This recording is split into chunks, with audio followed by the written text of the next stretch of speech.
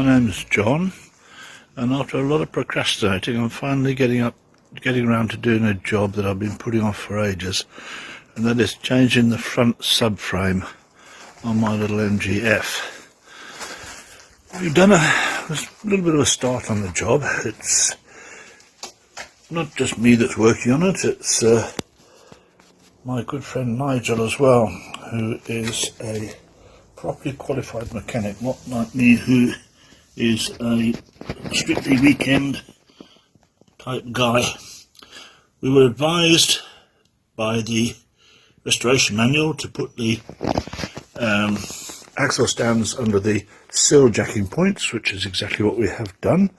And we've jacked it up, and we've got the front wheels off, and we've got the pinch bolt from the steering column disconnected, which, top tip guys, if you want to do that, do it whilst the car is out of the garage, and so you can get the door fully open, because you need to lie on the floor of the car to get down to that pinch bolt. And if you're in the garage and you have restricted space, you won't be able to open the door properly.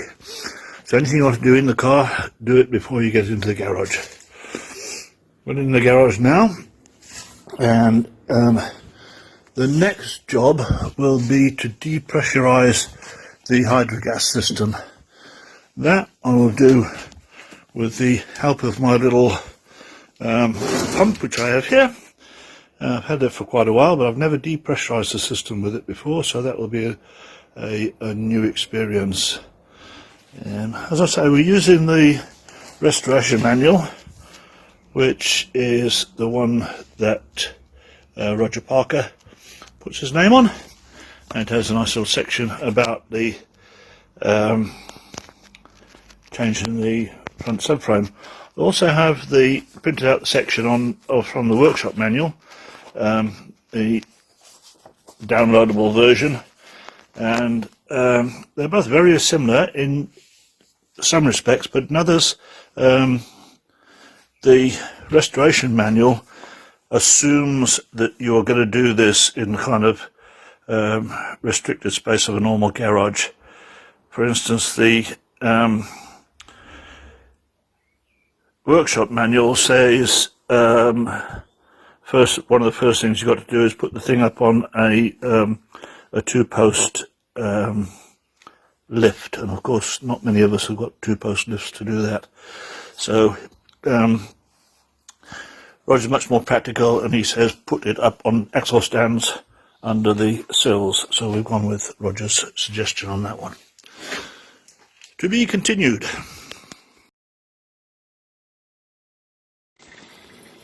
So now we're in the process of draining the fluid from the suspension system.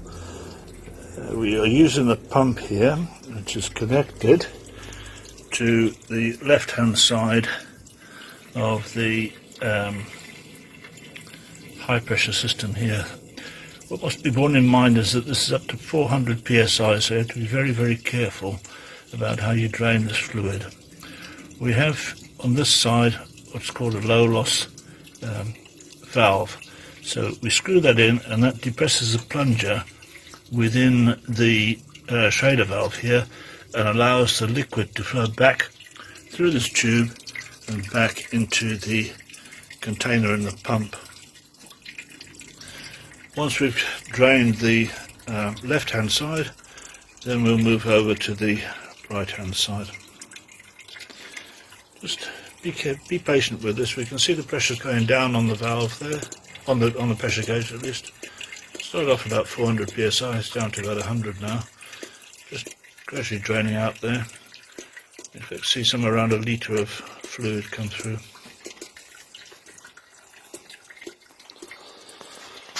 You'll notice other little jobs we've been doing. Well, before we've disconnected the battery, both the earth terminal and the positive, just to do belt and braces. We've removed everything from the spare wheel well here. All the usual tools and bits and pieces are in there, all been taken out.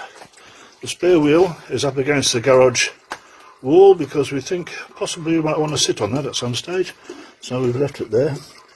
The road wheels are actually under the car. We took those off, put the wheel nuts into the wheels, and we've put them underneath the car for storage. The idea of putting the wheel nuts in the wheels is that this job's likely to take quite a long time, and we don't want to be searching for stuff afterwards, wondering where it is, so we put it in an obvious place. I've got a pretty busy life, so the car's just a hobby car, and that's going to have to be done when I've got time to do it. The idea here is I'm going to sawn the car and expect it to take a couple of months over doing this job. So yeah, I'm not wasting money whilst I'm paying tax for the thing when it's off the road.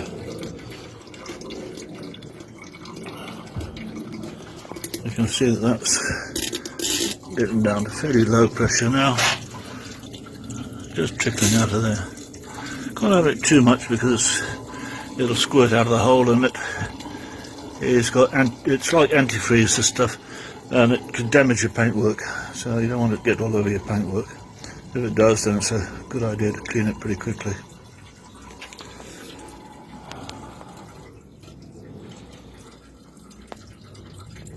The pump that I've got gives an alternative. You can't get hold of the fluid, then if you use a ratio of 50% antifreeze and 50% water, and so that'll work okay. I don't know, never tried it, I don't intend to. I want to use the proper stuff.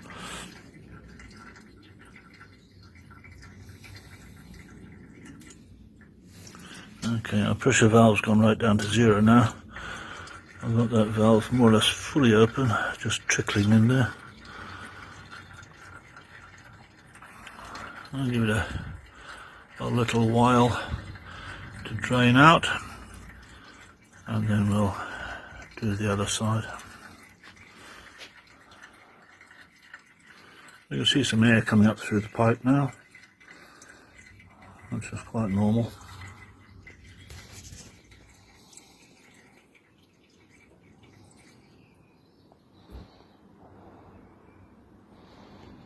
Okay, it's just dribbling now, coming towards the end.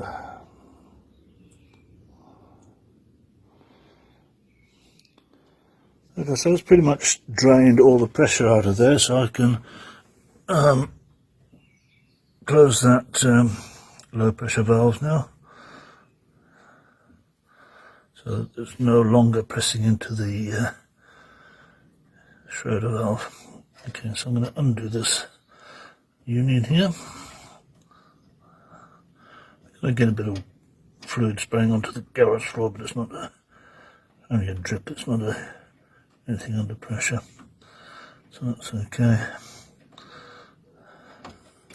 Right, I'll take the other cap off.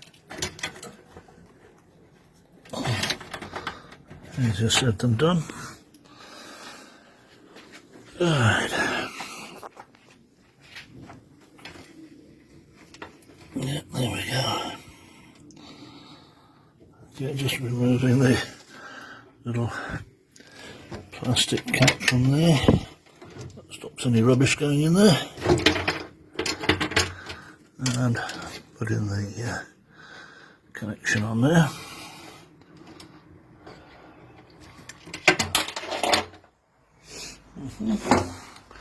Okay, probably easier to do it from this side. Certainly easier to get the camera onto it.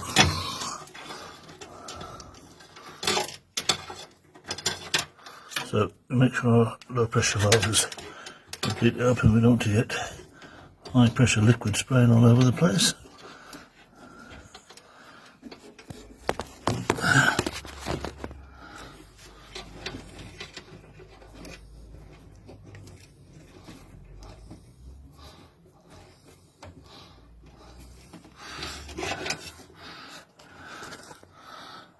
Okay, we're just tightening up our union here.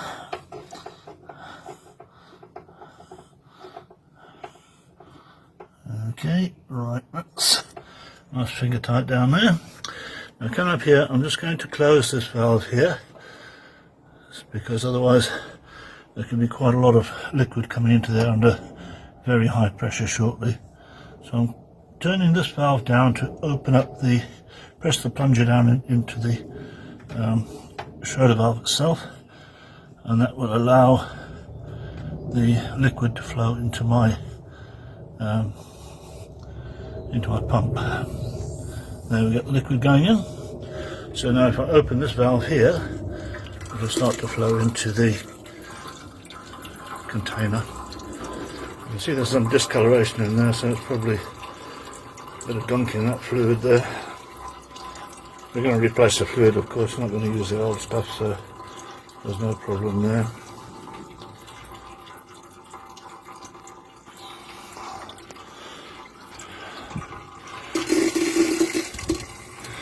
Okay, so it goes and goes and goes, and it'll drain out just like the last lot you saw. And the last job is to replace the little plastic plugs onto the high pressure valves there, so that we don't get any rubbish going in there while we're doing the rest of the job. Okay, so that's that for the moment. Okay, hi again. We've done a little bit more work on the F, and I've been very lucky in that Greg has come to help me, and he's got some very good professional tools. He's got a pretty good trolley jack here that's been able to lift up the car so that we've got enough room to work under there quite comfortably. What we've done since I last spoke to you is that I've taken the opportunity to drain the brake fluid, because I want to change it. It hasn't been changed for a long time, so I'm going to change that. So I've opened the bleed nipples, and we've drained out the fluid from that, and we've just drained out the radiator fluid. The next step, I think, will be to disconnect the hydrogas pipes down here. They've been drained, as I saw in the last video. They've been drained, so we need to disconnect them, and I'll get back to you after that.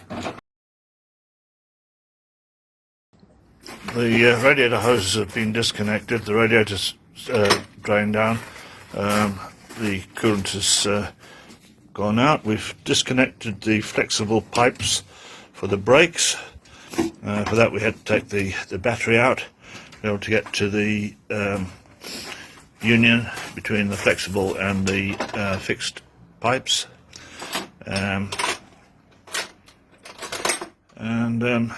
So we continue stripping. Okay, well, we had our little challenge there that we can see that the bolt that holds the ABS sensor on there is completely rounded and corroded. We couldn't get it off, so what we've done is we've pulled back the cable that connects the sensor, and we've let that hang down here. So when we remove the subframe and we've got it all out in the open, then we can address that little problem a bit more, with a bit more effort. Okay.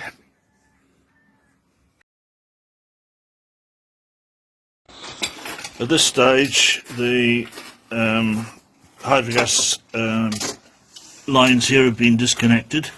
The speedo has been disconnected from there. We've dropped off the ABS sensors, and the only other thing on the wheel which we have left to do is just disconnect the shock absorber down there. So then the whole of the wishbone and wheel assembly will come off with the subframe.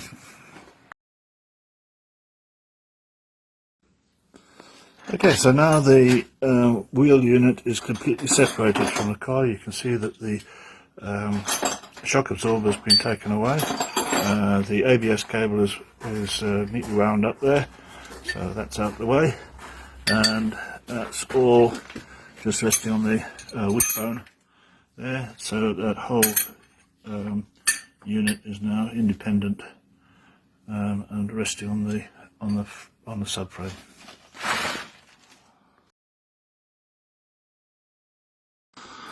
Underneath the car now, we started taking out the mounting bolts.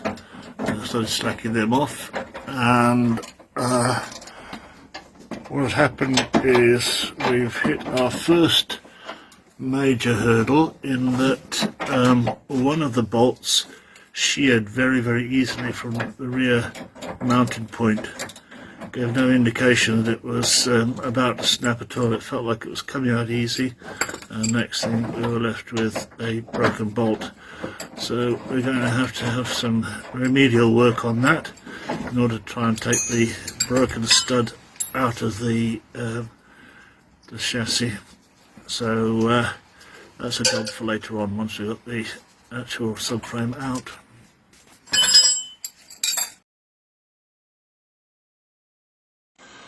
Okay, we've taken all the bolts out.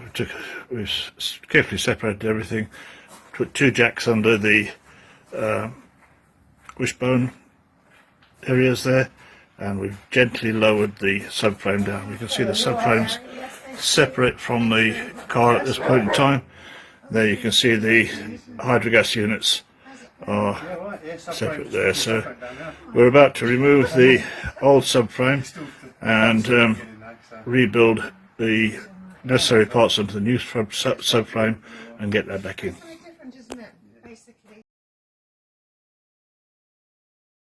The unit's now been removed from the vehicle.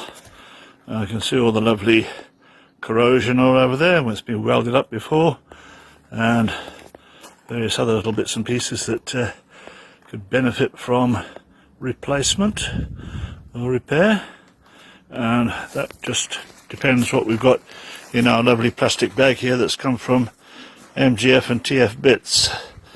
So the next job will be to open that up, have a look what we've got and what we can do and what we need to order.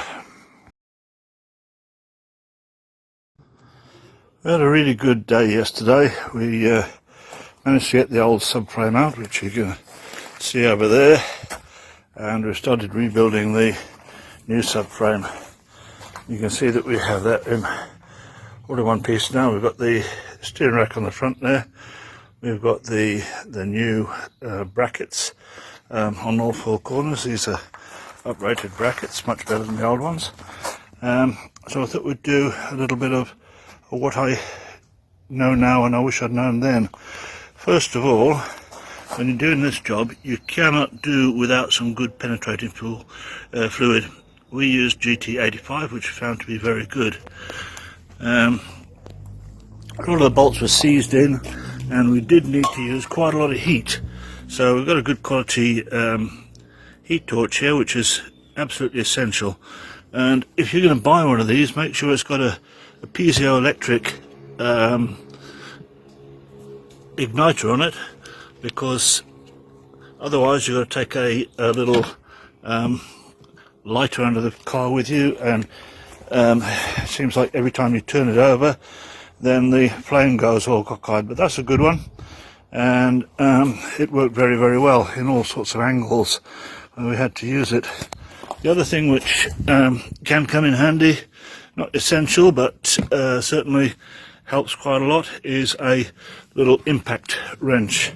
So when you look in there, you can use the impact wrench. I've got an 18 volt Ryobi model there, but you can get lots and lots of different types of cordless impact wrenches, and they're worth their weight in gold.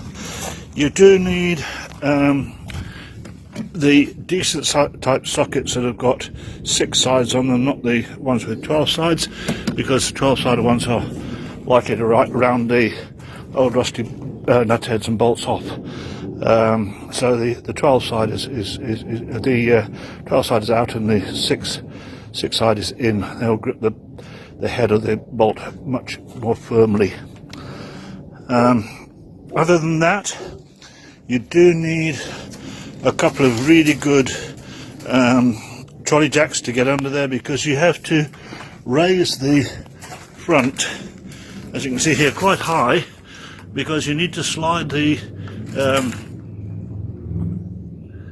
the subframe out with the hydrogas units on it, so it makes it quite high, and it only just made it under the height that we've got it here. And we've got the jacks in as I should say not jacks, they're wheel stands in as it was recommended in the restoration manual, and as you can see they're at quite a decent height. At this point in time you have to watch the back of the car because you don't want that going down onto the concrete, so the back of the car is a couple of inches off the concrete, so we're all okay there. But all in all, that's a little bit of a balancing act, and one which has to be taken with some degree of safety in mind, because you're lifting a very heavy object very high into the air. And if you've got an up and over garage door like we have here, make sure that you close the bonnet every time you're going to go out of the garage, because if you don't, then you'll finish up with a scratched bonnet. Okay, that's about all my words of wisdom for today. Ciao. We're at the stage where we're rebuilding the subframe, the new subframe now. We're replacing the wishbones on this one. You can see one of the old wishbones is off there. And what we're doing here, we've got the complete wheel set there, and Greg's just about to... Gary is just about to take the old wishbone off that one. What we've done is taken some opportunity to do a bit of clean up here, and you can see we've got one of the brake calipers up on the bench here, just spraying in a nice cherry red to match the cherry red anti-roll bar that we've been sent by MGF and TF bits.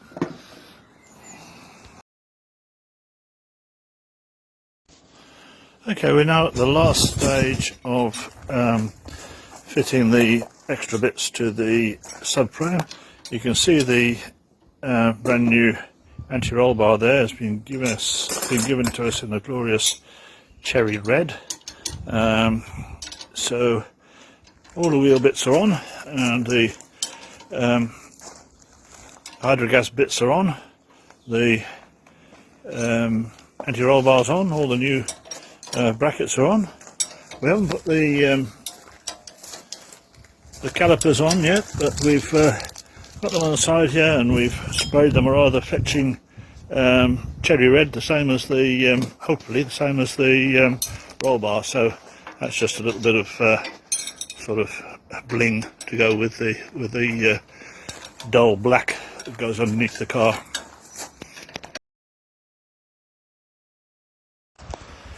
You may remember I said that when we took the subframe out, we actually broke one of the bolts. This is one of the original bolts that was in the original subframe.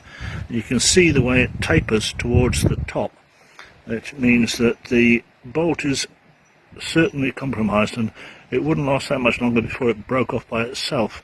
So what we've done is we've got all new bolts, and we are tapping out the holes with a little bit of grease on there, copper grease, because should the frame need to come off again, we want it to come off a lot more easily than it did for us. And the time has arrived to get the subframe back in under the car, so we've got two jacks holding it up, and the subframe is now almost in position. We'll obviously have to jiggle that around a little bit to get everything lined up and get our bolts in there, and hopefully we should be on a winner here. Okay, we're underneath the car now, and we can see that the trolley jacks are holding up the subframe just under the wishbone points where the weight is. If you have a look there, you can see that the 4 rear bolts have been put in on the bracket at the rear. On the right hand side, if we span over to the left hand side, once again you can see the 4 bolts on the improved bracket there. just in the process of putting the front bolts on here, and you can actually see the improved bracket that side with the 2 bolts on it. We've yet to do the left hand side, and Gary's just in the process of doing that now. So that will then have the subframe anchored at all 4 corners, and then we can worry about the auxiliaries.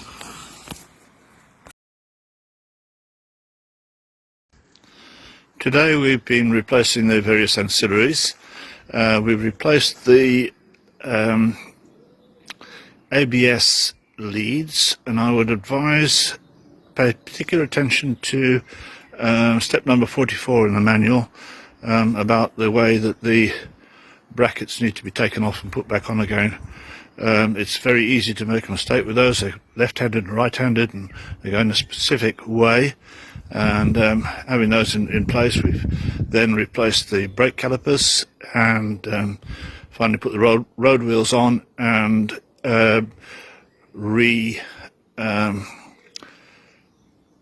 gassed up the well, not gassed up, but put new fluid into the hydro unit, so that the suspension is now back up to its proper level. The brakes have been bled, and the steering has been reconnected. So that's 3 important things we've got: is suspension, brakes and steering. So I've just got to do a few little things like putting the battery back into the vehicle, and tidying up a few of the other little cosmetic bits and pieces, and then we should be able to take it out for a test run.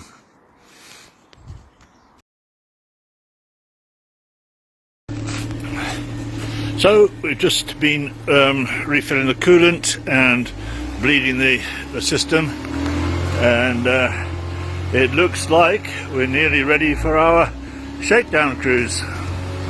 So it's been a really productive few days. Very, very happy with that.